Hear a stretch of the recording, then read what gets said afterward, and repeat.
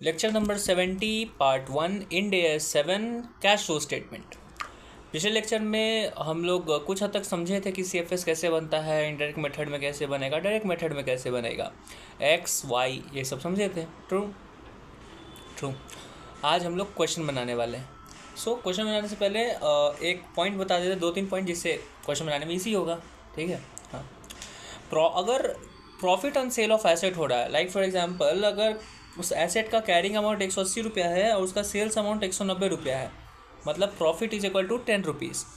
तो अगर ऐसा है कि आप प्रॉफिट कर रहे हो ऑन सेल ऑफ इन्वेस्टमेंट, ऐसा क्वेश्चन में लिखा हुआ है, तो उसका एडजस्टमेंट क्या होगा?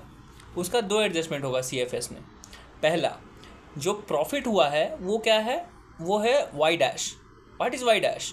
Y dash means non operational या नॉन कैश।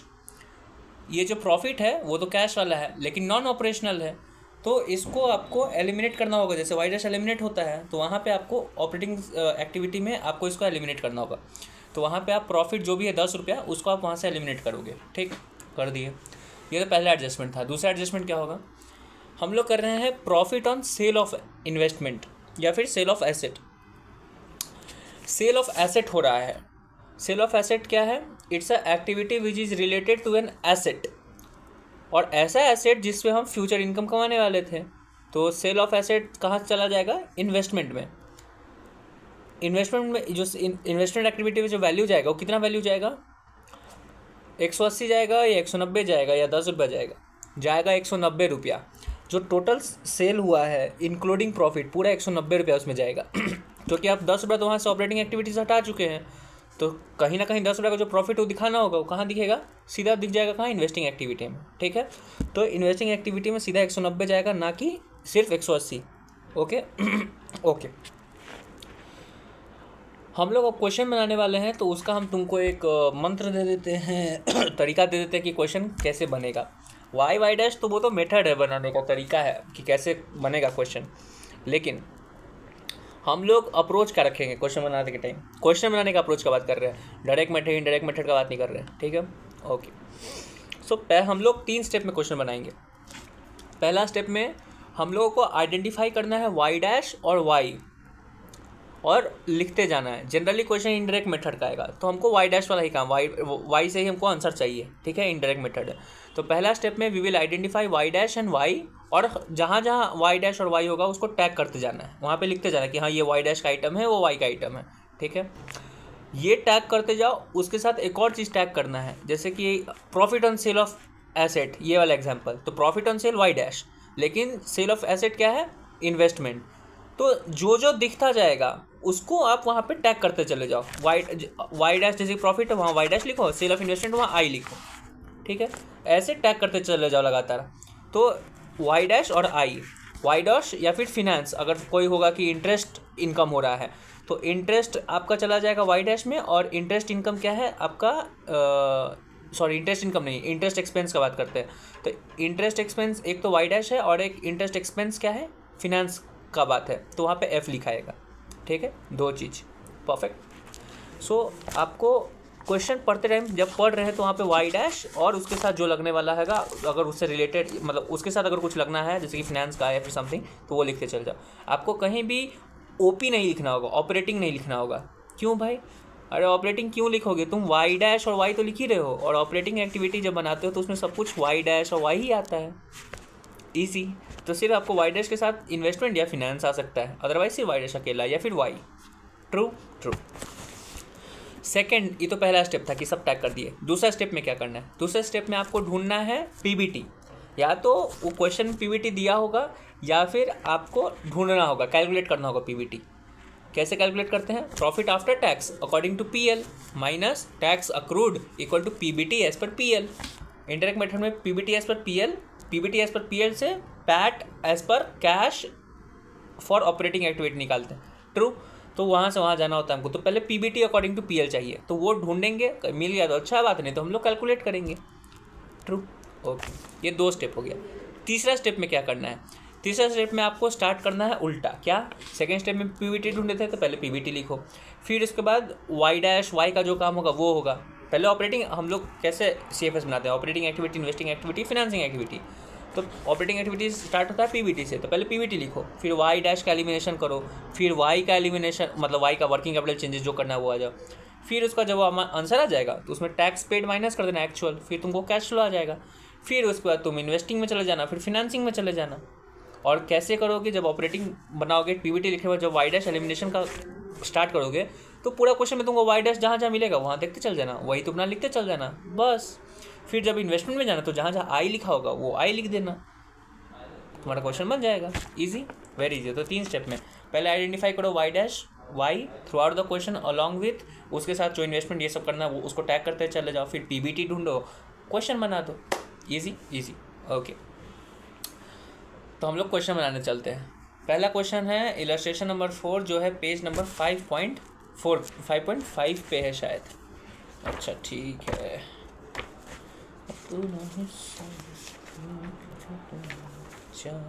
हाँ इलस्ट्रेशन 4 पेज नंबर 5.4। ये नॉर्मल सा क्वेश्चन है जहाँ पे आपको आइडेंटिफाई करना है कि ऑपरेटिंग एक्टिविटी है कि इन्वेस्टिंग एक्टिविटी है कि फिनेंसिंग एक्टिविटी, और सब इजी है, जो इंपॉर्टेंट है वो बता दे रहे हैं। Bonus share issued, bonus share issue कर रहे हो, ये कौन सा ट्रांजैक्शन है? ये कोई भी आपका ना ऑपरेटिंग है ना फिनेंसिंग है ना इन्वेस्टिंग है। क्यों? ऑपरेटिंग हो नहीं सकता है, बैंक कंपनी नहीं है, बैंक की अगर भी होता है तो भी अगर शेयर दे रही होती है तो that doesn't come into operating, that will come into financing. Financing तब आता है जब रेज करते हैं मनी, बोनस शेयर इशू कर रहे हैं तो पैसा नहीं आ रहा है, तो ये फिनेंसिंग में नहीं है। और इन्वेस्टिंग तो कुछ है ही नहीं, खुद इशू कर रहा है, तो ये आपका क्या है, नॉन कैश आइटम है, तो ये कहीं जाएगा ही नहीं। दूसरा है royalty from goods patented by company. Sir इसको बोल रहे हैं कि ये ऑपरेटिंग एक्टिविटी है, ऑपरेटिंग एक्टिविटी का इनकम है।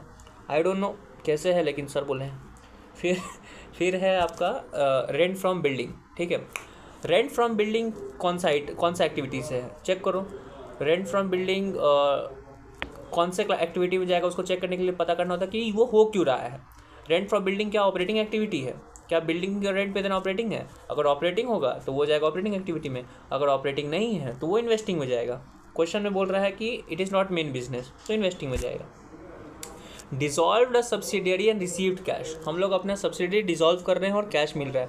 सब्सिडियरी डिसॉल्व करना मतलब हम सब्सिडियरी बेच रहे हैं, तो this is an activity which is related to a asset, जिससे हमको foreseeable that is future income मिलने वाला था, तो this is investment. Acquired asset by issue share, हम लोग एसेट खरीद रहे हैं बाय इशूइंग शेयर्स, तो ये कौन सा एक्टिविटी है? This is barter transaction, exchange हो रहा है, कैश का कोई ट्रांजैक्शन ही नहीं है, तो CFS में आएगा ही नहीं, बात खत्म। Okay easy. अब आते हैं इलस्ट्रेशन नंबर कौन सा इलस्ट्रेशन है भाई इसके बाद? इलस्ट्रेशन 11 पेज नंबर 5.8 पे है। ठीक है, 5.8 या देखो मेरे भाई, ये क्वेश्चन को पढ़ने से पहले इसका सीधा पॉइंट नंबर 6 पढ़ो। क्या बोलता है कि other non current current asset and liabilities are related to operation of Kuber and do not contain any element of financing and investing activities. ठीक है, so that means that is operating activity. okay, क्या क्या? Other non current asset और other non current liability, वो सब operating से related है। ठीक है, देखो जब बैलेंस शीट देखोगे तो एसेट में अदर नॉन करेंट एसेट है, वो ऑपरेटिंग एक्टिविटी का है, खुद क्वेश्चन बोल रहा है। और वहाँ उसके बाद फिर क्या और क्या बोल रहा है? अदर नॉन करेंट लाइबिलिटी, देखो लाइबिलिटीज़ में देखोगे वो भी ऑपरेटिंग बोल रहा है, क्वेश्चन ही बोल रहा है। ठीक है, ओके। फिर उसके बाद क्या है, एक चीज़ ICAI इस क्वेश्चन में अज्यूम कर रही है। ICAI क्या अज्यूम कर रही है कि वहाँ पे जब तुम एसेट का देखोगे अदर फिनेंशियल एसेट इन एसेट्स में, तो अदर फिनेंशियल एसेट को ये लोग क्या मान रहा है? करेंट एसेट, उसको ट्रेड रिसीवेबल मान रहा है, भले ही वो नॉन करेंट एसेट के अंदर दिख रहा है, लेकिन ICAI अज्यूम कर रहा है कि नहीं भाई वो ट्रेड रिसीवेबल है और वो करेंट एसेट है, तो इसको याद रखना, ये ICAI का अजम्पशन है। फिर एक वहीं नॉन करेंट एसेट में डेफर टैक्स एसेट दिख रहा है तुमको।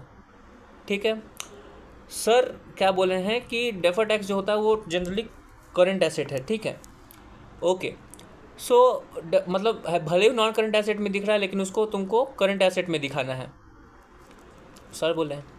और एक और बात कि defer tax asset current asset है और वो ऑपरेटिंग में ही दिखेगा, क्यों? क्योंकि जो डेफर टैक्स होता है वो ऑपरेशनल इन नेचर होता है। क्यों डेफर टैक्स क्यों बनता है?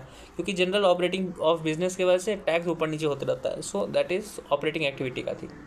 Okay, perfect.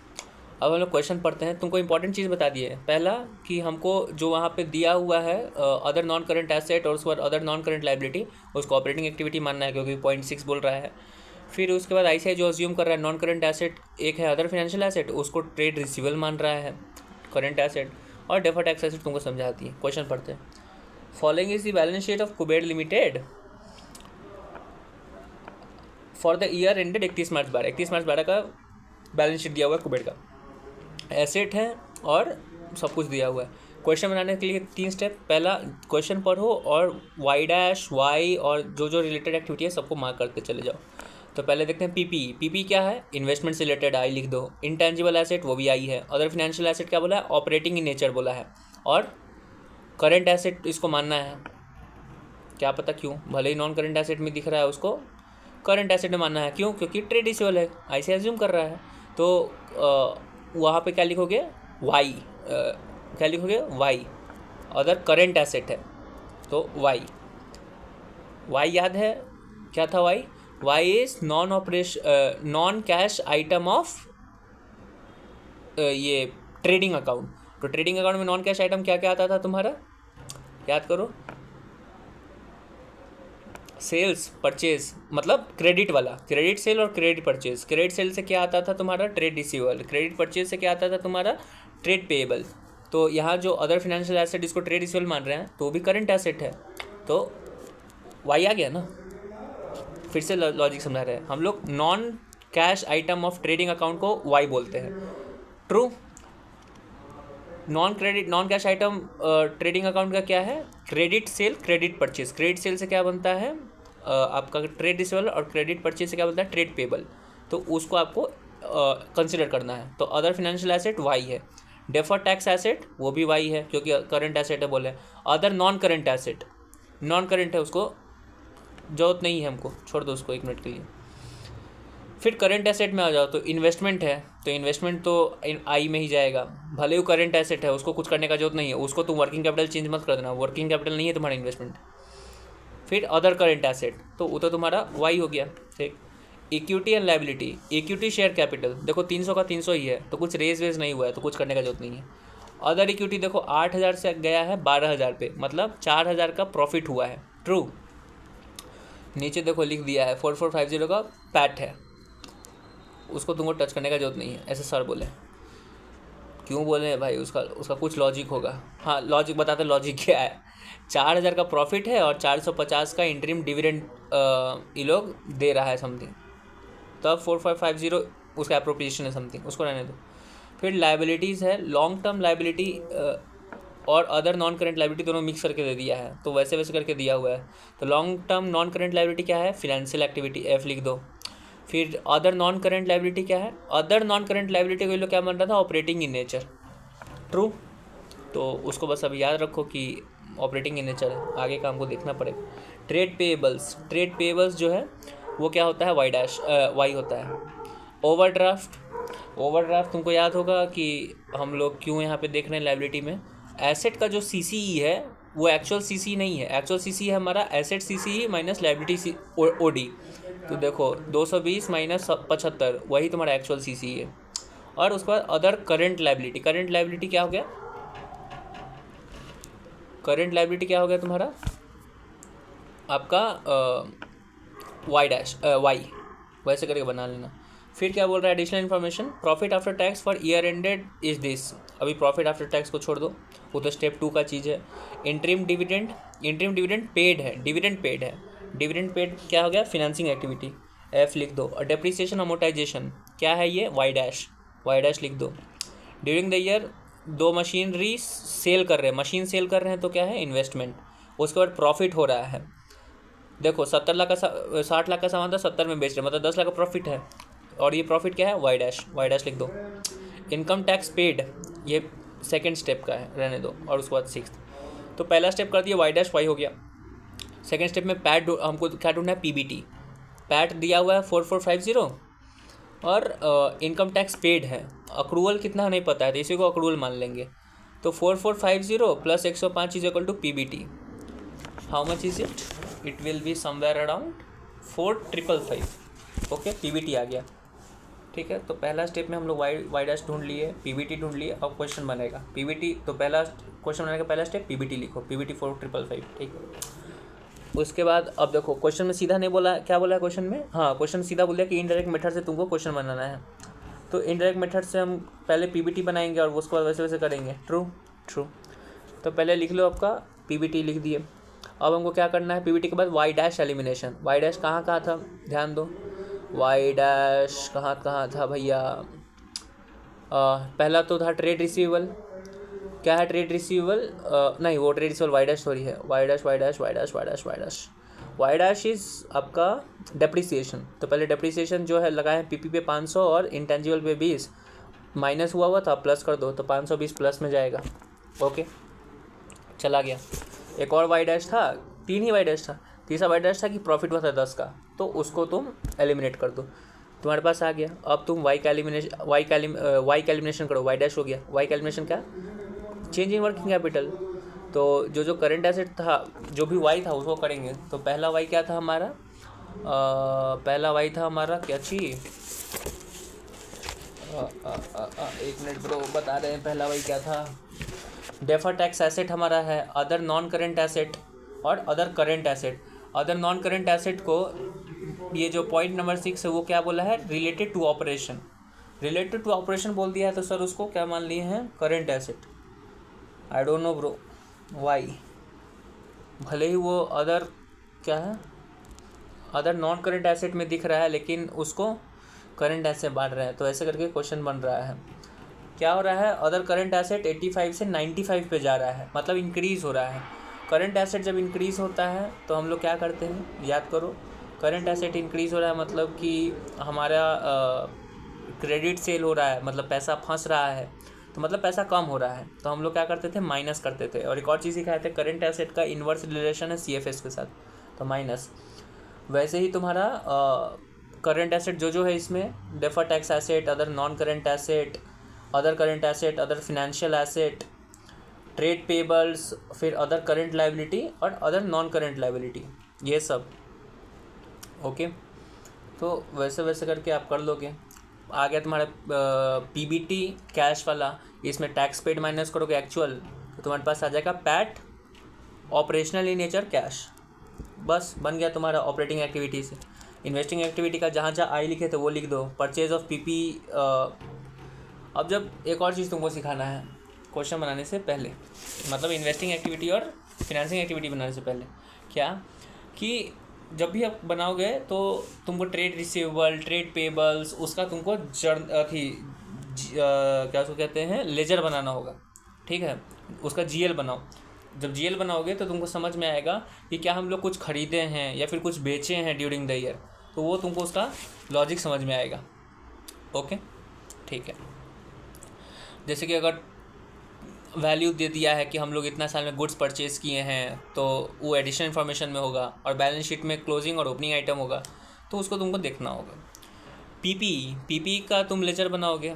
इन्वेस्टिंग एक्टिविटी है तो जो है उसका सबको तुमको लेजर बनाना पड़ेगा।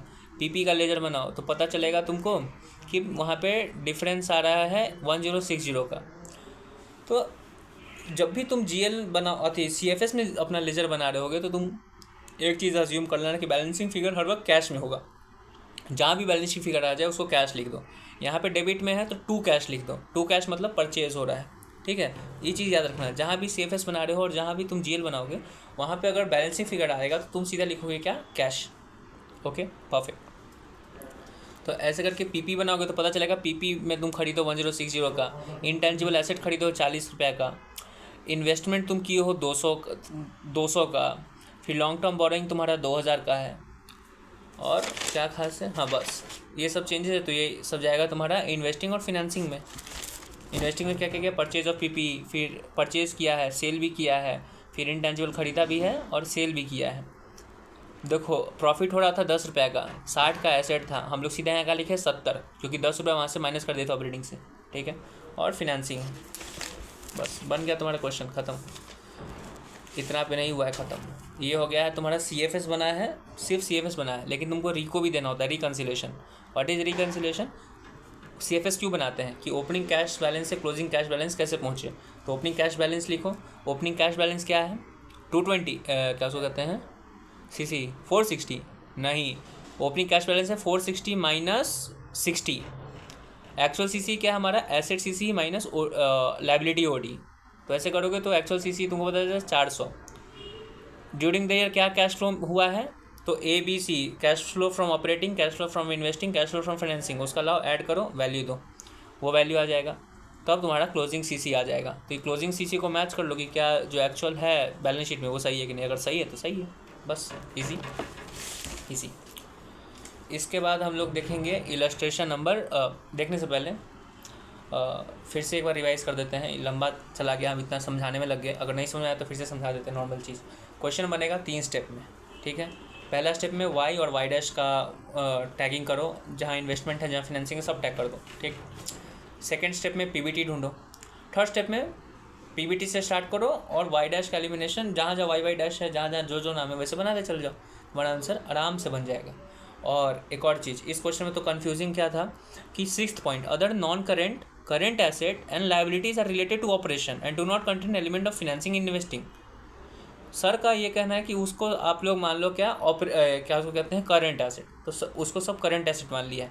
यही एक दिमाग खराब है। अभी मेरा हम कंफ्यूज है कि उसको करंट एसेट क्यों मान रहे हैं। कहीं लिखा हुआ तो नहीं है कि करंट एसेट, लेकिन उसको सर मान रहे हैं, भले वो नॉन करंट में, अदर फिनेंशियल एसेट, उसके बाद क्या क्या मान रहे हैं, अदर फिनेंशियल एसेट को मान रहे हैं, अदर नॉन करंट एसेट को मान रहे हैं, फिर अदर नॉन करंट लाइबिलिटी को भी करंट लाइबिलिटी लोग मान रहे हैं, सिर्फ इस पॉइंट की वजह से, ठीक है, मान लो।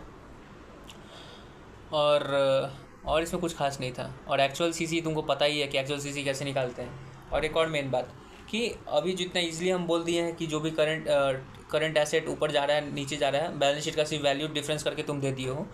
तुमको क्या करना चाहिए, तुमको हर का लेजर बनाना होगा। लेजर बनाओगे तो तुमको पता चलेगा कि एक्चुअल परचेज क्या हो रहा है, एक्चुअल सेल क्या हो रहा है, ठीक है। वो आगे अभी देखो काम आएगा। Okay, illustration number 14, page number 5.16। Next question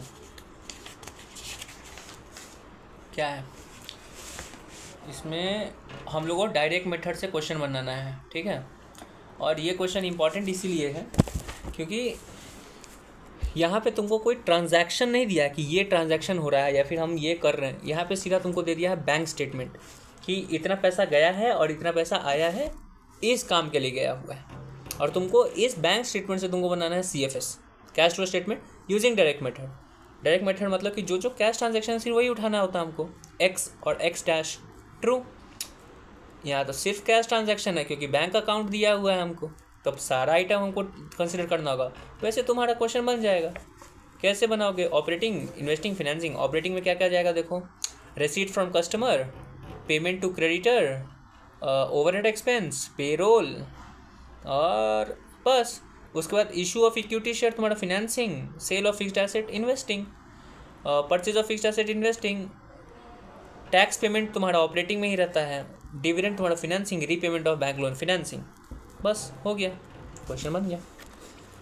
ये क्वेश्चन को देख लेना एक बार, क्योंकि हो सकता है सर बोले कि एग्जाम में ट्रिक की हो जाए, 4-5 नंबर का आ सकता है। अगर CFS से छोटा मार्क आने वाला हो तो ये आ जाएगा, ठीक है। ओके, अब आते हैं हम लोग इलस्ट्रेशन नंबर 17 पे। क्वेश्चन में नेक्स्ट लेक्चर में है इलस्ट्रेशन 17, लेकिन हम लोग उसको पहले पढ़ेंगे क्योंकि वो हमको बेसिक लगा, और इलस्ट्रेशन 12 एडवांस है। तो पहले इलस्ट्रेशन 17 पे चलते हैं, ठीक है। Okay, read question. हाँ ओके, तो पहले हम लोग पढ़ेंगे क्वेश्चन। एंटिटी ए, तुमको तो पता है पहले हम लोग क्वेश्चन कैसे बनाते हैं, टैग करते चलना है, ठीक है। स्टार्ट कर रहे हैं। एंटिटी ए अक्वायर्ड अ सब्सिडियरी। एंटिटी ए जो है वो एक सब्सिडी अक्वायर कर रहा है एंटिटी बी करके, उसको सब्सिडी, एंटिटी बी सब्सिडी है उसको अक्वायर कर रहा है। Summarize info from consolidated P&L and balance sheet. Balance sheet और PL कंसोलिडेटेड दिया हुआ है क्योंकि सब्सिडी आया है उसके पास, तो पेरेंट CFS बनाएगा, कंसोलिडेटेड बनाएगा।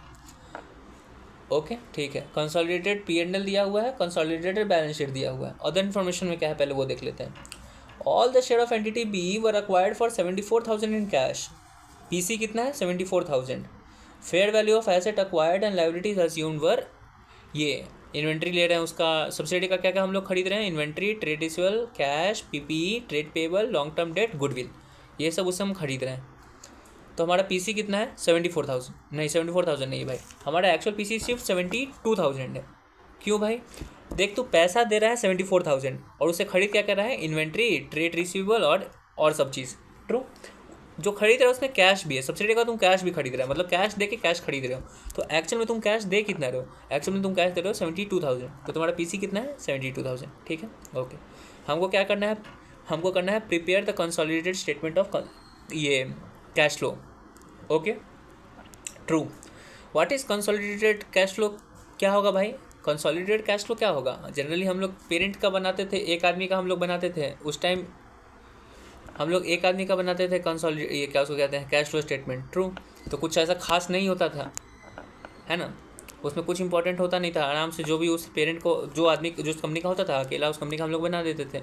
लेकिन इस क्वेश्चन में क्या करना है कि हमको कंसोलिडेटेड बनाना है, मतलब सब्सिडियरी का भी बनाना है। बाप रे बाप, बहुत हार्ड। अरे कोई हार्ड नहीं है, बहुत ईजी है। हम लोग जब एक कंपनी का बनाते थे तो उस कंपनी का जो जो चीज़ होता था वो करते थे, उसका जो भी वाइडेस्ट का आइटम होता था, जो P&L का, तो उसका कर लेते थे। बैलेंस शीट का जो होता था वो कर लेते थे, आराम से बना लेते थे, कुछ खास नहीं था। वैसे ही यहाँ पे भी है, बस यहाँ पे तुमको क्या करना है कि तुमको सिर्फ पेरेंट का बैलेंस शीट और उसका P&L नहीं देखना है, जो सब्सिडियरी है उसका भी बैलेंस शीट और P&L देखो। पेरेंट का डेप्रिसिएशन कुछ होगा, सब्सिडियरी का कुछ डेप्रिसिएशन होगा, दोनों को ऐड कर दो और दोनों को ऐड करके फिर CFS में ले जाओ। तुमको सिर्फ ऐड करके देखना है, एक कंपोनेंट का वैल्यू दोनों जगह ले लेना, मतलब एक कंपोनेंट जो दोनों में है वो दोनों को ऐड करके दिखा देना है, बस, कुछ खास नहीं है। ठीक है, परफेक्ट। ओके, इसमें करेंगे कैसे, लेकिन बता देते हैं। While making consolidated CFS need to consider subsidy का data also, which is just set कि अगर डेप्रिसिएशन है तो उसका भी डेटा लेके आओ, अपना भी डेटा लेके आओ, और उसके बाद CFS में ले जाओ। ठीक है, ओके।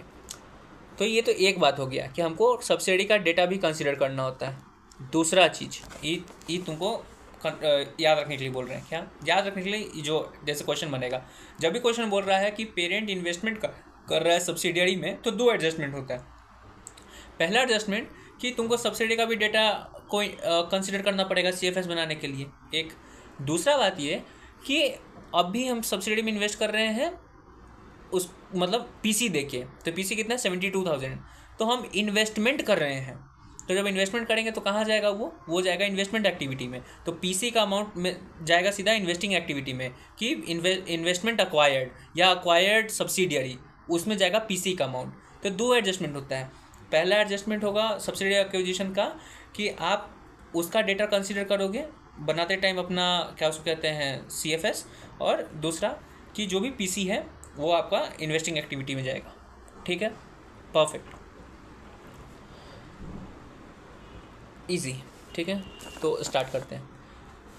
तो पहले देखो, क्वेश्चन बनाने के लिए वाई डैश और सबको टैग करना होगा। रेवेन्यू क्या है? वाई।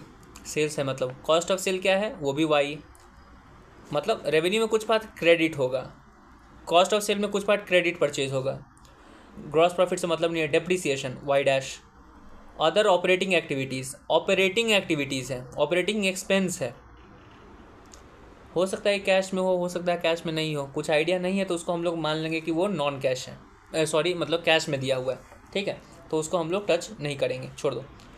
फिर क्या है, हाँ, इससे हम लोग एक चीज़ नया सीखे कि अगर नहीं दिया हुआ है डेटा तो उसको हम लोग मान लेंगे नॉन कैश। हम लेकिन एक बार बॉस सर से पूछ लेंगे कि इसको नॉन कैश मानना है या कैश। अगर इन्फॉर्मेशन नहीं है, इन्फो नॉट अवेलेबल, तो अदर ऑपरेटिंग एक्सपेंस को क्या मानना है, कैश या नॉन कैश। ठीक, ओके। यहाँ पे नॉन कैश मान रहे हैं, सॉरी कैशफुल मान रहे हैं। इंटरेस्ट कॉस्ट क्या है? एक तो P&L में गया हुआ होगा तो वाई डैश, उसके बाद इंटरेस्ट कॉस्ट कहाँ का है? फिनेंस का है, तो F लिख दो। ठीक है, पैट PBT अभी छोड़ दो। कंसोलिडेटेड बैलेंस शीट CC कोई काम का नहीं है। ट्रेड रिसीवेबल तुम्हारा क्या है? Y. Inventory Y, PPE investing, goodwill investing, trade payable Y, income tax payable छोड़ दो, long term debt finance. Shareholder equity वाला देखो 35,000 से 90,000 हो रहा है, तो क्या इक्विटी शेयर इशू हुआ है? अरे नहीं रे, 35,000 से 90,000 का डिफरेंस कितना है? सिर्फ 55,000 रुपया। देखो इसको प्रॉफिट हो रहा है 55,000 का, तो ये अदर इक्विटी का बात है। इक्विटी शेयर होल्डर इक्विटी में इक्विटी शेयर कैपिटल और अदर इक्विटी आता है। इक्विटी शेयर कैपिटल कुछ इशू नहीं हुआ है, क्यों? क्योंकि जो भी इंक्रीज इन वैल्यू है it is just because of profit transfer to other equity, तो वो अदर इक्विटी का है, तो कुछ करने का जरूरत नहीं है तुमको, छोड़ दो उसको बस। और ये सब है तुम्हारा। उसके बाद अदर इन्फॉर्मेशन में पीसी है और इन्वेस्टमेंट जो किए हैं वो है। तो क्वेश्चन बनाते हैं, ठीक है? चलो स्टार्ट करते हैं। स्टेप 1 ढूंढ लिए। स्टेप 2 में क्या था हमको कि पीबीटी ढूंढना था। पीबीटी कितना है? देखो सीधा दिया हुआ है 70,000, मिल गया पीबीटी, पीएल का पीबीटी। तो पीएल का पीबीटी ढूंढ लिए, 70,000 हो गया। वाई डैश का एलिमिनेशन करो। वाई डैश क्या क्या था यहाँ पे? डेप्रीसिएशन था, डेप्रीसिएशन हटाओ। इंटरेस्ट था, हटाओ। उसके बाद और क्या था? वाई डैश और कुछ है ही नहीं। वाई डैश हो गया ख़त्म। और कुछ है नहीं है? वाई डैश बस उतना था, ठीक है। अब वाई का एलिमिनेशन करेंगे। वाई का एलिमिनेशन में क्या क्या था हमारा? कॉस्ट ऑफ सेल और रेवेन्यू था। तो कॉस्ट ऑफ सेल और रेवेन्यू का तुम जीएल बनाओगे तो उसका तो जीएल नहीं बनता है, किसका बनता है? ट्रेड रिसीवेबल और ट्रेड पेबल का। तो जब ट्रेड रिसीवेबल का तुम जीएल बनाओगे तो तुमको पता चलेगा कि ओपनिंग बैलेंस 50,000, क्लोजिंग बैलेंस 54,000 रुपया। ट्रू। कॉस्ट तुम्हारा रेवेन्यू क्या है? 3,80,000। उसको कंसिडर नहीं करना है। उसको कंसिडर क्यों नहीं करना है? क्यों नहीं करना है मेरे भाई? आई डोंट नो क्यों नहीं करना है मेरे भाई। सर नहीं बोले हैं, कुछ बोले ही नहीं। इसको भी लेके हमको पूछना पड़ेगा कि उसको कंसिडर क्यों नहीं करते हैं। ओके ठीक। Wait, I also write that.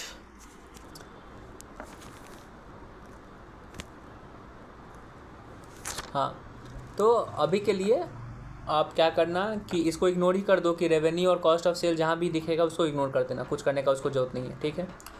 तुमको बोले थे पिछले लेक्चर में कि ट्रेड रिसीवेबल जो भी होता है करंट एसेट का लेके बात है, नॉन करंट एसेट का लेके बात है, तुमको उसका लेजर बनाना होता है, तो तुम लेजर बनाओगे, सही है। तो अभी ट्रेड रिसीवेबल का लेजर बनाओ। ट्रेड रिसीवेबल का लेजर बनाया, 50,000 ओपनिंग, 54,000 क्लोजिंग। जो डिफरेंस आएगा उसको हम लोग डाल देंगे कैश में, पता है हमको, ट्रू। लेकिन एक चीज़ तुमको यहाँ पे क्या ध्यान देना है कि क्वेश्चन क्या था? क्वेश्चन है कंसोलिडेटेड बनाना है हमको CFS, कंसोलिडेट CFS, मतलब सब्सिडी का डेटा भी हमको एडजस्ट कंसिडर करना है। क्या कंसिडर करना है? सब्सिडी का डेटा। तो देखो ट्रेड रिसीवेबल उससे कितना का खरीद रहे हैं? 8,000 का।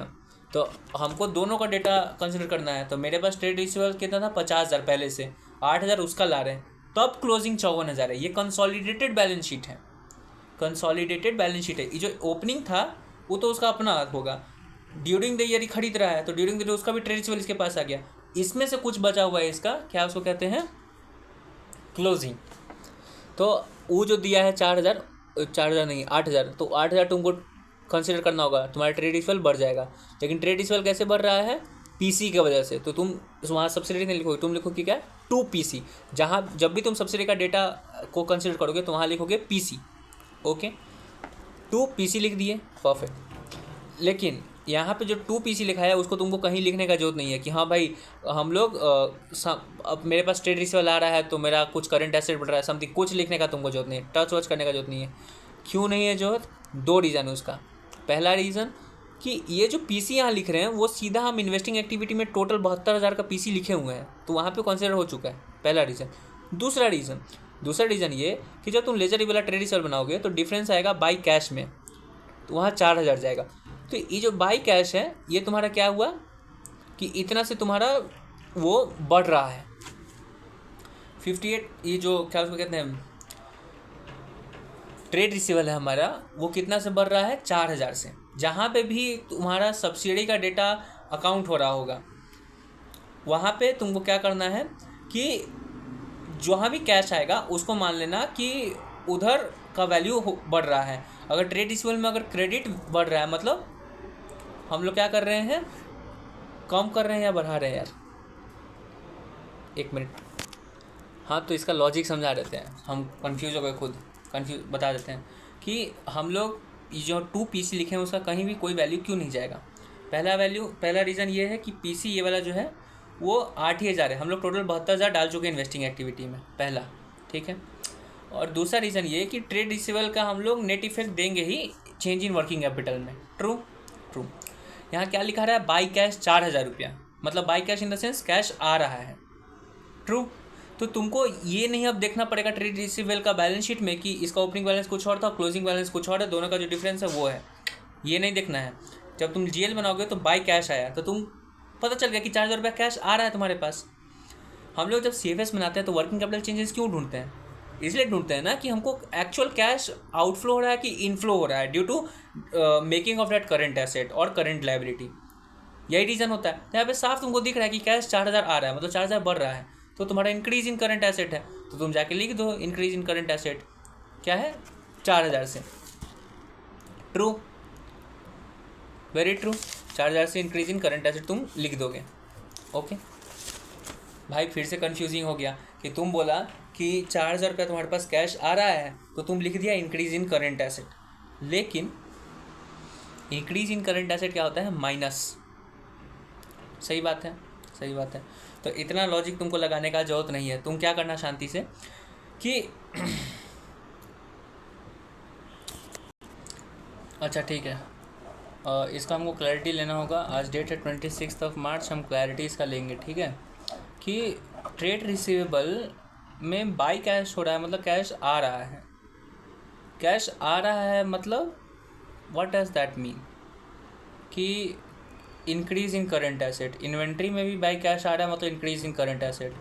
ट्रेड पेबल्स में टू कैश जा रहा है मतलब कैश जा रहा है, तो that is decrease in current asset, और that is decrease in current liability. No, लेकिन ट्रेड पेबल्स में टू कैश जा रहा है तब भी उसको हम लोग इंक्रीज इन ट्रेड पेबल दिखा रहे हैं। क्यों दिखा रहे हैं भाई? आई डोंट नो यार, so I need to check once.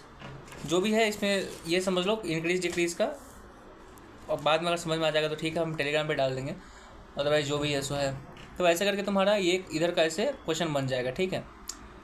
तो ऑपरेटिंग एक्टिविटी तुम्हारा आंसर आ जाएगा जब तुम माइनस कर दोगे profit after working capital changes में से टैक्स पेड, एक्चुअल जो टैक्स पेड है, तो आ जाएगा। फिर कैश फ्लो इन्वेस्टिंग में जहाँ जहाँ आई है इन्वेस्टिंग का लिख देना।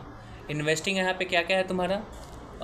आई आई आई आई आई आई कहाँ पे है, कहाँ है, कहाँ है, कहाँ है, कहाँ है? पीपी है। पीपी 80,000 से 1,60,000 पे जा रहा है। तो जब पीपी का लेजर बनाओगे तो 80 से 1,60,000 में ये लोग क्या, और इसको तो अपना हो गया, फिर इसका क्या नाम है सब्सिडी का भी तुमको ढूंढना होगा, क्या उसको कहते हैं, कंसिडर करना होगा। तो 1,10,000 है तो पीपी बढ़ रहा है, ठीक है। और डेप्रीसिएशन कितना हो रहा था इसका? 13,000 रुपया का। तो जब देखो पीपी का तो कुछ बैलेंस कोई बैलेंसिंग फिगर नहीं आ रहा है, तो इक्वल है, तो कुछ करने का जरूरत नहीं, उसको भूल जाओ। फिर आई कहाँ है? गुडविल। गुडविल का जब देखोगे तो उसका ओपनिंग कुछ नहीं है, क्लोजिंग 18,000 है। ये लोग ले भी रहा है कितना? सब्सिडी से 18,000, तो वो भी बैलेंस है, कुछ करने का जरूरत नहीं है, ठीक है। ओके, और तुमको तो पता है जो पीसी है उसका कोई एडजस्टमेंट कहीं नहीं करना होता है। क्यों नहीं करना होता? क्योंकि सीधा बड़ा वाला पीसी 72,000 जा चुका है। ओके, और आई कहाँ है? और आई कहीं पे नहीं है। तो बस तुम्हारा इन्वेस्टमेंट बन गया। तो इन्वेस्टमेंट में सिर्फ एक ही चीज़ आएगा, तुम्हारा इन्वेस्टमेंट इन सब्सिडरी हो गया। फिर फिनेंसिंग में तुम्हारा कहाँ का एफ है? तुम्हारा इंटरेस्ट कॉस्ट एफ है वो, और लॉन्ग टर्म डेट है। तो लॉन्ग टर्म डेट भी जब तुम बनाओगे तो उसमें तुम्हारा आ जाएगा। ट्रू। लॉन्ग टर्म डेट बनाओगे तो ओपनिंग था 64,000, क्लोजिंग 1,00,000। इन लोगों से कितना ले रहे हैं हम लोग? सब्सिडी से 36,000 ले नहीं रहे, मतलब उसका भी डेटा कंसिडर कर रहे हैं। तो जब हमारा कंसिडर कर रहा है मतलब लॉन्ग टर्म लायबिलिटी अगर कंसिडर कर रहे हैं, लॉन्ग टर्म लायबिलिटी उसका ला रहे हैं, मतलब क्रेडिट हो रहा है, हम अपना लायबिलिटी बढ़ रहा है तो क्रेडिट करेंगे, तो बाई साइड जाएगा बाई पीसी, ठीक है। और इंटरेस्ट एंड पीएल तो है ही। तो ऐसे करके तुमको पता चलेगा कि लॉन्ग टर्म डेट में तुम्हारा कुछ नहीं हो रहा है, वो भी एक बैलेंस है। तो बस ऐसे करके तुम ओपनिंग सीसी और क्लोजिंग सीसी को रिकनसाइल कर सकते हो। True true. ये था तुम्हारा इलस्ट्रेशन 18 जो बेसिक वर्जन था। Basic version in terms of हम लोग इसमें सीखने के लिए क्या क्यों था, मतलब कि बताए हम, क्योंकि फर्स्ट ऐसा क्वेश्चन था जहाँ पे कंसोलिडेशन कर रहे थे हम लोग, CFS कंसोलिडेट कर रहे थे, ठीक है। अभी दिमाग में ज़्यादा उतना कन्फ्यूज मत रखो कि वो वाला करंट एसेट में ऊपर नीचे, भूल जाओ उसको थोड़ा के लिए, जो लॉज जितना है वो समझ लो अभी, ठीक है। वो सब तो छोटा सा चीज़ें समझ जाओगे। एक छोटा सा ट्रिक लगता है कि हम मिस कर रहे हैं, कोई लॉजिक है तू देख लेना, आगे हम बता देंगे। ओके, तो इस क्वेश्चन से हमको क्या सीखना था कि जब कंसोलिडेटेड CFS बनाते हैं तो दो चीज़ होता है। पहला, जो भी सब्सिडी का सामान ला रहे हैं, जो भी आ रहा होगा उसको अपने GL में हर जगह उसको कंसीडर करते चले जाएंगे। जैसे इन्वेंट्री को देखो भी कंसीडर किए थे अपना इन्वेंट्री बनाते टाइम, वैसे ही ट्रेड रिसीवेबल को, PPE को, तो उसको कंसीडर करना, ठीक है। और वहाँ पे जहाँ जहाँ जैसे कंसिडर करोगे तो जो अमाउंट जाएगा वो पीसी के नाम से जाएगा, ठीक है। और वो पीसी का कोई एडजस्टमेंट कहीं नहीं होगा, क्योंकि सबसे मेन एडजस्टमेंट हम लोग सीधा इन्वेस्टिंग एक्टिविटी में कर चुके थे। तो दो ही को एडजस्टमेंट होता है जब भी हम लोग कंसोलिडेटेड सीएफएस बनाते हैं। पहला कि कंसिडरेशन, और जो भी पीसी गया है वो इन्वेस्टिंग एक्टिविटी में चला जाएगा, बस। और कुछ इसमें हमको सीखने लायक नहीं था इसमें। Okay, perfect. और एक और बात था इसमें गुडविल को लेके, मतलब एक चीज़ तो इम्पोर्टेंट यही था, गुडविल को लेके एक बात क्या था कि क्या है भैया, on purchase not considered above, इसमें कुछ इंपॉर्टेंट नहीं है। गुडविल सेकंड क्वेश्चन इंपॉर्टेंट होगा, जो है इलस्ट्रेशन नंबर 12, ठीक है। तो उसको हम लोग करते हैं स्टार्ट। वो है मेन क्वेश्चन, एकदम भयानक एलडीआर। चलो, कहाँ है इलस्ट्रेशन नंबर 12। बिफोर रीडिंग, इस क्वेश्चन में क्या हुआ है बताने, क्वेश्चन पढ़ने से पहले बता देते हैं कि इस क्वेश्चन में क्या हुआ है कि वो लोग जो ये जो कंपनी है, कंपनी का नाम शायद क्या है, ए लिमिटेड, जो ए लिमिटेड है उसका अकाउंटेंट गलती किए हुए हैं। वो लोग क्या उसको करते हैं, जो चीज़ जैसे कि कैपिटलाइज होना था उसको पी&एल में भेज दिया है, जिसको पी&एल में भेजना था उसको कैपिटलाइज कर दिया है, ठीक है। तो यहाँ इसका जो प्रॉफिट आफ्टर टैक्स आया हुआ है वो गलत हुआ है, क्योंकि उसका पी&एल में जो नहीं आना था वो आया हुआ है और जो आना था वो नहीं गया हुआ है। तो उसका जो प्रॉफिट आफ्टर टैक्स है वो गलत है, मतलब पीबीटी भी गलत होगा। ट्रू। तो पहले तुमको पीबीटी, सही पीबीटी जो है अकॉर्डिंग टू दिस, वो तुमको ढूंढना होगा। तो पहले तुमको रेक्टिफाई करना होगा इसका प्रॉफिट आफ्टर टैक्स को, to find actual profit after tax, तभी तुम एक्चुअल पीबीटी पे जा पाओगे, उसके बाद ही फिर काम होगा। तो पहले रेक्टिफिकेशन करना है, ठीक है। ओके, क्वेश्चन जब पढ़ोगे तो तुमको समझ में आएगा कि कहाँ का रेक्टिफिकेशन है। तो जहाँ जहाँ रेक्टिफिकेशन होगा वहाँ पहले आर लिख देना, क्योंकि जैसे क्वेश्चन पढ़ने के बाद जब जाओगे तो पहले रेक्टिफिकेशन का तुमको बनाना होगा, ठीक है, तभी तुम आगे काम कर सकते हो। ओके, और क्वेश्चन पढ़ते रहे तुमको तो पता है कि हमको 3 स्टेप करना है काम। पहला में y' और सबको टैग करते चले जाओ, फिर पीबीटी टू एक्चुअल पीबीटी, तो एक्चुअल पीबीटी टाइम रेक्टिफिकेशन वाला चाहिए होगा, और उसको बनाते चले जाओ, ईजी, ठीक है, वेरी ईजी। तो स्टार्ट करते हैं। क्वेश्चन क्या है, ये क्वेश्चन बहुत बड़ा एलडीआर है भाई, सर बोले हैं, बहुत ही इंपॉर्टेंट है। Relevant extract of consolidated financial statement है। कौन सा स्टेटमेंट है, कंसोलिडेटेड फाइनेंशियल स्टेटमेंट है भाई, मतलब सब्सिडी देखना इसमें खरीदा होगा, ठीक है, इसीलिए तुमको इलस्ट्रेशन 17 या 18 पहले बनवा दिए थे, ठीक है। Okay, non current asset, PP क्या होता है, आई। इन्वेस्टमेंट इन एसोसिएट क्या है, आई। फिनेंशियल एसेट क्या है तुम्हारा, फिनेंशियल एसेट है, फिनेंशियल एक्टिविटी वाला चीज़ नहीं है, तो उसको भी क्या लिखेंगे, आई, इन्वेस्टिंग। इन्वेंट्री क्या होता है, Y. Trade receivable, Y, CC ही छोड़ दो। करेंट लायबिलिटी क्या होता है तुम्हारा, वाई। ओके, अब पी&एल आ गया, कंसोलिडेटेड पी&एल है। रेवेन्यू और सीओजीएस से मतलब नहीं है, पिछले लेक्चर में बता दिए थे। अदर इनकम, इसमें अदर इनकम के बारे में कुछ बोला ही नहीं है, तो जब भी कुछ नहीं बोला होता तो उसको मान लेते हैं कि वो कैश का आइटम है, ठीक है। अभी पिछला लेक्चर में बोल दिए थे, इट इज़ सेड, मतलब इसके बारे में कुछ बोला हुआ नहीं है, तो उसको क्या करेंगे हम लोग, इन silent, assumed, paid in cash और रिसीव्ड इन कैश। तो इसका तुमको कोई ज़रूरत नहीं है करने का, क्योंकि कैश में आ चुका है भाई। क्यों जरूरत नहीं है, कैश में आया हुआ है तो, अरे इनडायरेक्ट मेथड बना रहा है तो सिर्फ Y, non cash, non operational काम करना है, ठीक है। ओके, ऑपरेटिंग एक्सपेंस है। ऑपरेटिंग एक्सपेंस क्या है तुम्हारा, 450 करके, इसके बारे में भी कुछ नहीं बोला हुआ है, तो इसको भी मान लेंगे हम लोग कि कैश में दे दिया है, तो कुछ करने का जरूरत नहीं है। अदर एक्सपेंस 540, इसके बारे में बोला हुआ है, नीचे पढ़ना पड़ेगा, ठीक। इंटरेस्ट एक्सपेंस, उसके बारे में बोला हुआ है, ठीक। इंटरेस्ट एक्सपेंस क्या होता है, अदर एक्सपेंस तो पता नहीं क्या करना है, लेकिन इंटरेस्ट एक्सपेंस क्या होता है भाई, इंटरेस्ट एक्सपेंस क्या है, what is that interest expense. Interest expense पहला, एक तो पी&एल का चीज़ है तो वाई डैश है वो, और इंटरेस्ट एक्सपेंस है मतलब फिनेंस, तो वाई डैश और F. Share of profit of associate, हमको प्रॉफिट मिल रहा है एसोसिएट का, तो क्या ये किसका आइटम है, वाई डैश है। तो प्रॉफिट आया होगा एसोसिएट से, तो तुम्हारा पी&एल में क्या होगा, लेकिन उसको जाना कहाँ था, इन्वेस्टमेंट में, तो वाई डैश और आई। प्रॉफिट बिफोर टैक्स छोड़ दो अभी, ठीक है। आते हैं information. A limited spend 30 lakh on renovation of building, 30 lakh invest कर हम लोग लगा रहे हैं रेनोवेशन ऑफ बिल्डिंग पे। A limited charge the entire renovation cost to P&L.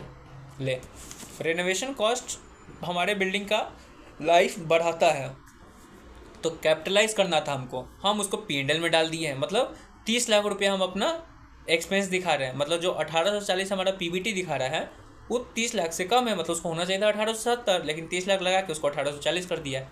फिर एक रेक्टिफिकेशन तुमको करना पड़ेगा, ये गलती किए हुए तो वहाँ आर लिख दो। ओके ओके ठीक। और एक और बात क्या है, रेनोवेशन ऑफ बिल्डिंग है, मतलब तुम्हारा बिल्डिंग का लाइफ बढ़ रहा है, तुम पैसा खर्च कर रहे हो ऑन एसेट, तो इट इज़ इन्वेस्टमेंट। दो चीज़ हो गया, एक तुम्हारा रेक्टिफिकेशन और एक इन्वेस्टमेंट। इसमें P&L का कोई बात तुमको वाइडर्स का कोई चीज़ ही नहीं हुआ। क्यों? क्योंकि हम लोग रेक्टिफिकेशन कर देंगे तो हमको वाइडर्स का एलिमिनेशन का जरूरत ही नहीं पड़ेगा, क्योंकि वो पहले ही हम एलिमिनेट कर चुके हैं। ओके ठीक। ऑन 1 अप्रैल ए लिमिटेड, हाँ, on 1 April A limited acquire कर रहा है 100% share in S limited, low subsidy में इन्वेस्ट कर रहा है। कैश 300 लाख, पीसी 300 लाख, ठीक है। Fair value of asset and liability ये है, क्या क्या खरीद रहा है, PP, inventory, trade receivable, cash and cash equivalent, trade payable और नेट एसेट। लो कैश देके कैश खरीद रहा है, कितना, 20 लाख रुपया, तो एक्चुअल पीसी कितना है, 280, ठीक है।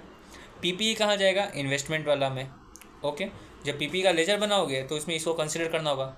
सब्सिडी आ गया तो दो चीज़ें करना है, उसको कंसीडर और उसका इन्वेस्टमेंट को हमको लिखना है पीसी में। उसका जो पीसी है उसको इन्वेस्टमेंट में लिखना है, तो 280 जो है 280 लाख वो जाएगा इन्वेस्टिंग में। इन्वेंट्री जो है वो तुमको पता है कहाँ जाता है, इन्वेंट्री जाएगा तुम्हारा वाई वाला में। वाई का जब लेजर बना रहे होंगे साहब में, तो इसका जो पेरेंट का जो वाई होगा उसमें वो भी जाएगा। Okay okay. फिर सीसी है, उससे मतलब नहीं है। ट्रेड पेबल वो भी वाई में जाएगा।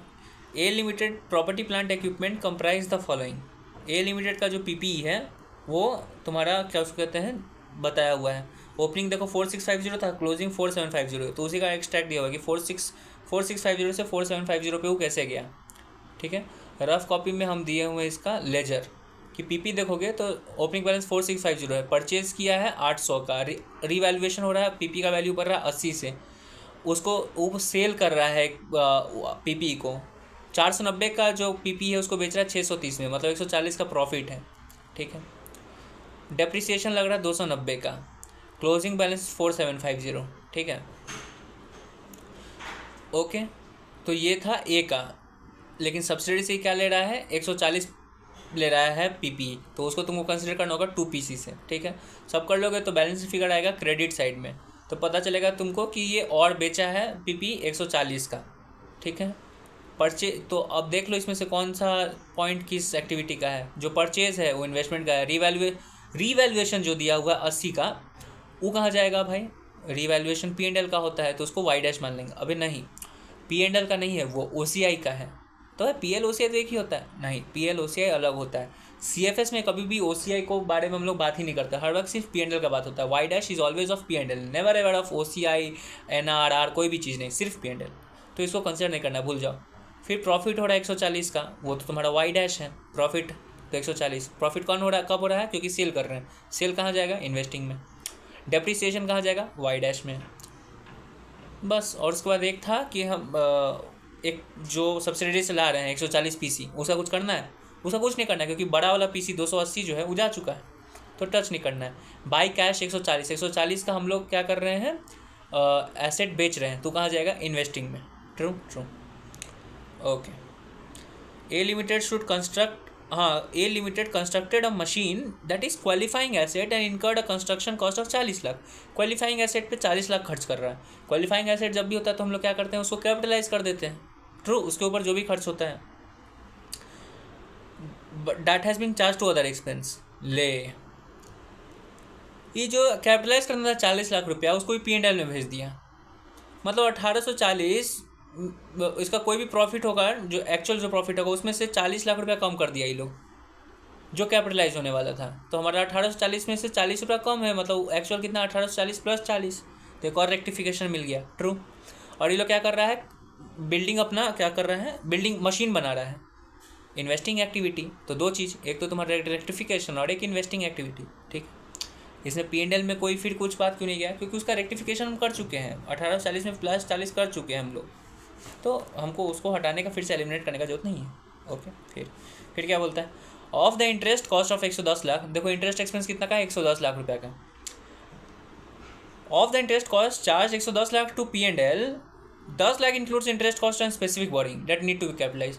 10 लाख जो कैपिटलाइज करने वाले थे हम लोग इस बोरिंग के ऊपर, क्योंकि ये स्पेसिफिक बोरिंग था और स्पेसिफिक बोरिंग हम लोग कैपिटलाइज कर देते हैं, तो उसको कैपिटलाइज करना था। अभी 10 लाख को भी लोग भेज दिया P&L में, मतलब 1840 में से 1840 है, उसमें 10 लाख रुपया और मतलब वो लोग कम करके रखा हुआ है, अदरवाइज इसको 1850 होना था। तो फिर से हम लोग उसको रेक्टिफिकेशन करना होगा। पूरा क्वेश्चन में 3 रेक्टिफिकेशन हो गया, एक रेनोवेशन का, एक दो कैपिटलाइजेशन का। ट्रू, ठीक है। और एक और बात, ये जो 10 लाख का जो इन्वेस्टमेंट क्या उसको कहते हैं, इंटरेस्ट है, वो P&L में जाना था, उसका तो कुछ करना नहीं, छोड़ दो, रहने दो। फिर नीचे क्या लिखा है, PPE was sold for 630 lakh, disposal 490 पे है और बेच कितना रहा है 630 पे, वो भी डिस्पोज, ये भी डिस्पोज। क्या है वो वाला डिस्पोजल जो है कैरिंग अमाउंट है, ये जो अमाउंट है वो प्रॉफिट सेल अमाउंट है, ठीक है, okay. Gain on disposal is adjusted again operating expense, इसका कुछ नहीं करना है, छोड़ दो। A limited purchase 30% interest in associate for cash on this, associate reported profit after tax of this and paid dividend of 100 lakh. लो, इसके इन्वेस्टमेंट था ना, इन्वेस्टमेंट इन एसोसिएट 800 का, वही है ये। तो इन्वेस्टमेंट इन एसोसिएट तुम अपना वहाँ पे आई लिखा हुआ है तो उसको इन्वेस्टिंग में जाएगा। और ये जो 100 लाख का जो डिविडेंड मिल रहा है, वो डिविडेंड इस P&L में दिखाया होगा, तो जो डिविडेंड है वाई डैश का है, उसको एलिमिनेट करना होगा तुमको। कहाँ दिखेगा वो, F में दिखेगा, सॉरी F बोल रहे हैं, इन्वेस्टिंग में दिखेगा, ठीक है। वो रिपोर्ट कर रहा है प्रॉफिट आफ्टर टैक्स 400, मेरा कुछ नहीं है तो उसको करने का तुमको जरूरत नहीं है, okay. Impairment tax test was conducted, impairment test हो रहा है, तो इम्पेयरमेंट हो रहा है, तो 265 और 900 का ये लोग भी P&L में डाल दिया होगा, तो इम्पेयरमेंट टेस्ट क्या, वाई डैश आइटम एलिमिनेट करना होगा। You are required to determine cash generated from operation, तुमको सिर्फ ऑपरेटिंग एक्टिविटी का कैश फ्लो निकालना है। इतना सारा बात इन्वेस्टिंग का था, फिनेंस का था, कुछ नहीं करना है, सिर्फ ऑपरेटिंग एक्टिविटी का जो जो चीज़ है वो तुमको करके देना है। तो वही चीज़ है तुम्हारा, इसमें बना लेंगे हम लोग। कैसे बनाएंगे भाई, इजी है। पहले तो तुमको बोले थे कि रेक्टिफिकेशन का जो करना है वो कर लो, तो एक्चुअल PBT 1840 है दिया हुआ, लेकिन एक्चुअल में कितना होगा, रेनोवेशन उसमें माइनस किया था उसको ऐड करो, कंस्ट्रक्शन कॉस्ट माइनस किया हुआ था उसको प्लस करो, और इंटरेस्ट उसमें कर दिया था उसको प्लस करो। तो हमारा एक्चुअल प्रॉफिट पैट कितना है, हमारा प्रॉफिट PBT कितना है, एक्चुअल PBT वो है हमारा 1920, कितना है 1920, ओके। PBT निकल गया, PBT निकालने के बाद Y dash elimination, Y dash क्या क्या था हमारा, वाई डैश था हमारा इंटरेस्ट एक्सपेंस, इंटरेस्ट एक्सपेंस कितना दिया हुआ है 110। भाई तो तुम 110 एलिमिनेट कर दोगे, अरे नहीं भाई 110 में से तुम 10 रुपया हटा चुके हो, वहाँ पे 110 रुपया एलिमिनेट, 110 रुपया P&L में दिख रहा था, तुम यहाँ रेक्टिफिकेशन करके वहाँ से 10 हटा के वहाँ पे P&L में अब कितना दिख रहा है, सिर्फ 100, तो P&L में सिर्फ अभी कितना है 100 को, तो 100 ही को तुम एलिमिनेट करोगे। फिर उसके बाद क्या है वाई डैश में, शेयर ऑफ एसोसिएट प्रॉफिट, उसको ख़त्म करो, फिर डेप्रिसिएशन, फिर gain on sale of asset, फिर डिविडेंड, ये सब चीज़ है। ये डिविडेंड कोई लोग क्या पता क्यों नहीं सर माइनस किए हैं, ये भी हमको पूछना है यार। डिविडेंड भी तुम्हारा P&L में जाता है, P&L में जाना चाहिए, डिविडेंड रिसीव फ्रॉम एसोसिएट, तो वो वहाँ पे क्यों नहीं जा रहा है, आई डोंट नो। रुक जाओ भाई, इस सर से पूछना पड़ेगा। इलस्ट्रेशन 12 डिविडेंड मेरे हिसाब से जाना चाहिए था, नहीं गया है, ठीक। फिर इम्पेयरमेंट, बस। फिर उसके बाद आपको क्या करना, अब आ गया प्रॉफिट आफ्टर वाई डैश, अब वाई वाला सब काम करना, मतलब करंट एसेट करंट लायबिलिटी वाला। तो जो जो करंट एसेट और करंट लायबिलिटी उसका हम लोग काम करेंगे। तो क्या है करंट एसेट, इन्वेंट्री ट्रेड रिसीवल, तो इन्वेंट्री ट्रेड रिसीवल का लेजर बनाओगे तुम, जब उसका लेजर बनाओगे तो तुमको उसका जो सब्सिडी लिया है उसको कंसीडर करना होगा, तो कंसीडर कर लोगे, जो भी डिफरेंस आएगा वो कैश में जाएगा। ट्रू। यहाँ क्या हो रहा है, इन्वेंट्री 1960, 410, 1550, ट्रू, वेरी ट्रू। देखो कैश जा रहा है 410, नहीं कैश आ रहा है 410, ट्रू, लेकिन हम लोग क्या दिखा रहे हैं, डिक्रीज इन इन्वेंट्री। वाह मेरे भाई, यहाँ पे क्या हो रहा था इलस्ट्रेशन 18 में, एक सेकेंड, हाँ, इसमें इन्वेंट्री बाई कैश 9000 हो रहा था, तो उसको हम लोग इंक्रीज इन इन्वेंट्री बाई 9000 दे रहे थे। यहाँ पे डिक्रीज इन इन्वेंट्री है, 1 मिनट हमको देखना होगा। लो भाई आ गया समझ में हमको कि increase in current asset decrease in current asset कैसे हो रहा था, नॉर्मल लॉजिक था, हम कैसे भूल जा रहे थे, हम गलत लिखे हुए थे इसलिए मिस्टेक हो रहा था। इलस्ट्रेशन 17 में हम मिस्टेक कर दिए थे कि ट्रेड रिसीवेबल में बाई कैश 4000 था, और तब हम क्या लिख रहे थे, increase of trade receivable by 4000, गधे जैसे लिख दिया। तो होना चाहिए था decrease of trade receivable by 4000। क्यों, लॉजिक लगाओ भाई, नॉर्मल सा लॉजिक है। तुम्हारे पास ट्रेड रिसीवेबल 58,000 है, 50 + 8,000, उसमें से तुमको कैश मिल गया 4,000 रुपया, मतलब तुम्हारे पास ट्रेड रिसीवेबल कितना बच गया? 54,000 रुपया बच गया, मतलब तुम्हारा ट्रेड रिसीवेबल कम हो गया। कैश मिल गया तो मतलब ट्रेड रिसीवेबल कम हो गया ना, ट्रू? सच बात है ना। तो that is what, that is decrease in trade current asset. वैसे इन्वेंट्री देखोगे तो इन्वेंट्री तुम्हारे पास था 39,000 का, लेकिन तुम बेच दिए इन्वेंट्री 9,000 का, तो तुम्हारा इन्वेंट्री कितना से कम हुआ? डिक्रीज हुआ ना। इन्वेंट्री तो तुम्हारा कम हुआ, लेकिन कितना से कम हुआ? 9,000 से। वैसे ही ट्रेड पेबल्स में देखोगे तो तुम ट्रेड पेबल्स वाले को कैश दे रहे हो, उसको देना था 60,000 रुपया प्लस 32,000, उसको 92,000 देना था, तुम उसको कैश कितना दे दिया? 24,000 रुपया। ट्रेड पेबल्स तुम्हारा कितना हो रहा है, घट रहा है 24,000 रुपये से। दैट इज़ द अमाउंट, समझे? तो लॉजिक लगाओ यार, कहाँ पता क्या लॉजिक लग गया था, हम कहाँ चला गया था नॉर्मल सा लॉजिक। पैसा ट्रेड रिसीवेबल का हम पैसा आ रहा है, मतलब ट्रेड रिसीवेबल कम हो रहा है, नॉर्मल लगाओ लॉजिक। वैसे ही जब हम अपना इलस्ट्रेशन 12 बना रहे हैं तो वहाँ पे इन्वेंट्री देखोगे तो इन्वेंट्री में हमको बैलेंस फिगर क्रेडिट में आ रहा है, मतलब हमको कैश मिल रहा है, तो इन्वेंट्री क्या हो रहा है? डिक्रीज हो रहा है। तो डिक्रीज इन इन्वेंट्री, जब डिक्रीज इन इन्वेंट्री होता है मतलब decrease in current asset. Decrease in current asset CFS में क्या होगा? प्लस होगा। क्यों decrease in current asset plus क्यों होगा? क्योंकि कैश हमारे पास आ रहा है। प्लस देखो कितना अच्छा से सर दिए हुए हैं कि बाई कैश हो रहा है, मतलब प्लस होगा। फिर ट्रेड रिसीवेबल देखोगे, वहाँ पे बाई कैश आ रहा है, तो देखो ट्रेड रिसीवेबल डिक्रीज हो रहा है। एक्चुअल में क्या हो रहा है? ट्रेड रिसीवेबल डिक्रीज हो रहा है, लेकिन कैश आ रहा है ना, तो CFS में क्या कर रहे हैं? CFS में जाके प्लस कर रहे हैं। वही तो कॉन्सेप्ट है पूरा। कितना अच्छा से सब। और तुमको ये भी याद रखने का तुमको जरूरत नहीं पड़ेगा कि अच्छा इंक्रीज ये करंट एसेट का इनडायरेक्ट प्रोपोर्शन वो इनडायरेक्टली रिलेटेड टू CFS होता है, कुछ नहीं। जिधर से कैश आ रहा है या जा रहा है, अगर आ रहा है तो तुम प्लस कर देना, जा रहा है तो माइनस कर देना। देख लो यहाँ पे तुम्हारा decrease in current asset plus कर रहे हैं। कितना ईजी है यार, पूरा सर अच्छा से दिए हुए हैं।